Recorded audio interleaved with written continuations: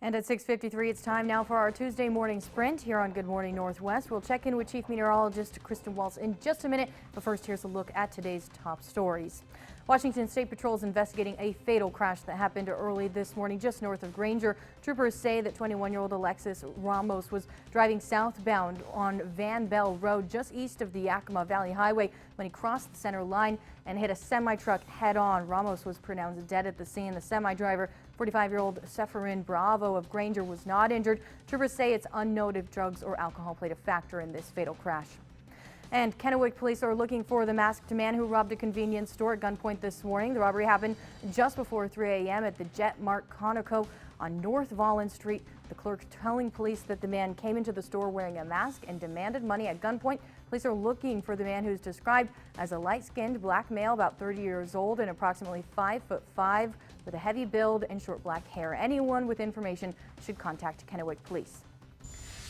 And a second suspect has been arrested in connection with a drive-by shooting last week in Yakima. Police were called Thursday night to reports of shots fired near East Maple Street and South 7th Street. No one was injured, but both men are being held in jail on suspicion of first-degree assault and drive-by shooting, among other charges.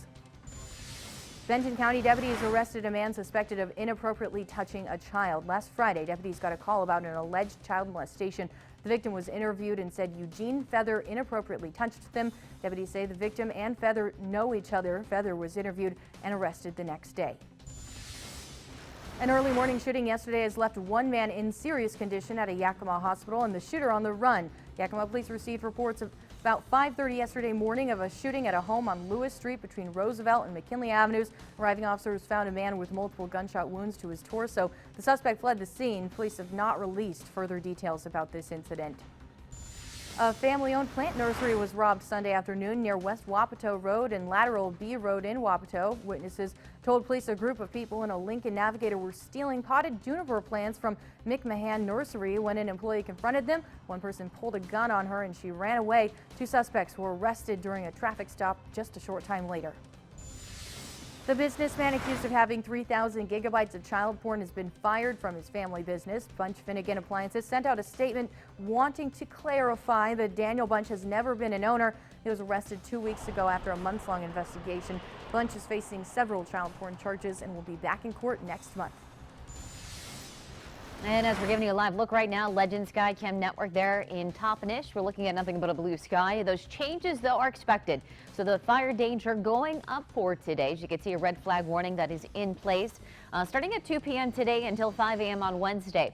We're looking at just a few thunderstorms to develop. Gusty winds are also a possibility. Winds have picked up already, but some of those wind gusts, especially later in the day today, could be as high as about 40 miles per hour. So that high fire danger in place for the entire viewing area. We had a few thunderstorms as well popping up around the Yakima and the Ellensburg area that is now moving up toward the north.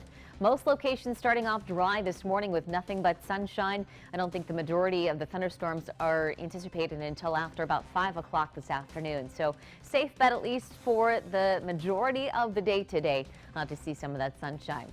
Now wind speeds starting to pick up between 5 to 15 miles per hour. We're expecting some of those wind gusts later in the day today as this front gets a little bit closer to the area. Could be between 30 to as much as 40 miles per hour. Staying breezy overnight tonight through early Wednesday morning, and then some lighter winds expected as we take you throughout your Wednesday afternoon. So let's get you to today's forecast. We're starting off in the 60s and 70s, but heading up once again into the upper 90s. Another hot day with 98 in the Tri-Cities, 97 in Walla Walla, and mid-90s for Yakima. Again, some of those storm chances not expected until later in the day today. Cooler temperatures moving in for your Wednesday. We're looking at the high of 86, heating back up though for your Friday at 96, and a sunny and pleasant weekend if you're heading out to Water Follies. Those temperatures there in the low 90s. And even a look ahead to your 7-day forecast in Yakima. After we get through today, still another breezy day on Wednesday at 85, then back into the low 90s as we take you through the end of the work week. Thank you so much, Kristen.